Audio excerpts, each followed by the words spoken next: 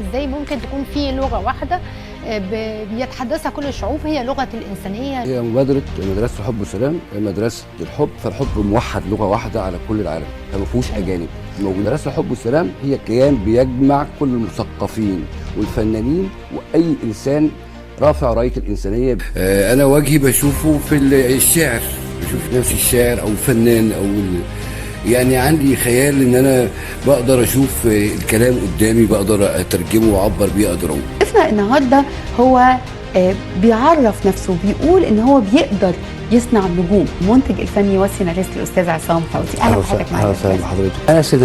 انا سيناريست يعني بكتب سينما او بكتب دراما هي بتاعت المجتمع، يعني انا مخلص المجتمع وبحطه في ورق. يعني ممكن اقف جنب فني بتاع سيارات سنكري، بقف جنبه واتعرفه بنفسي وبقول له عايز اشوفك، بس اكيد دورنا ان احنا نصلح، دورنا نعلم، دورنا نعالج. كان قدامي فرص ان انا اسافر، بس انا عايز احقق نجاحي جوه مصر. تمام. كل الامكانيات الموجوده في مصر يعني بتساعدني جدا. الاستاذ عصام طبعا هو له رؤيه فنيه حلوه للجيل بتاعنا. الجيل بتاعنا هو له رؤيه كويسه جدا، وان شاء الله احنا بصدد عمل مدرسه الحب والسلام، وان شاء الله هتشوفوا حاجه كويسه ان شاء الله. ايه حكايه مدرسه الحب والسلام؟ بنقدم موضوعات تعليميه من خلال فنون، من خلال اغنيه، من خلال مسرح، من خلال سينما.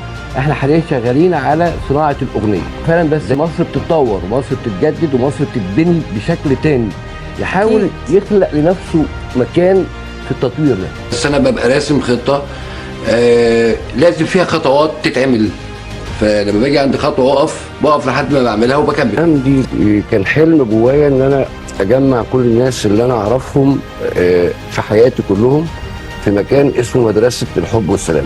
الوطن ده ان كان الكرة الارضية او كان هي مصر على حدود اللي انا عايش فيه، على حدود افريقيا. حاليا شغال بكبر الدايرة على اعتبار ان احنا قارة افريقية، او احنا مصر دي افريقيا. افريقيا اجمل ضحكة على وجه الارض.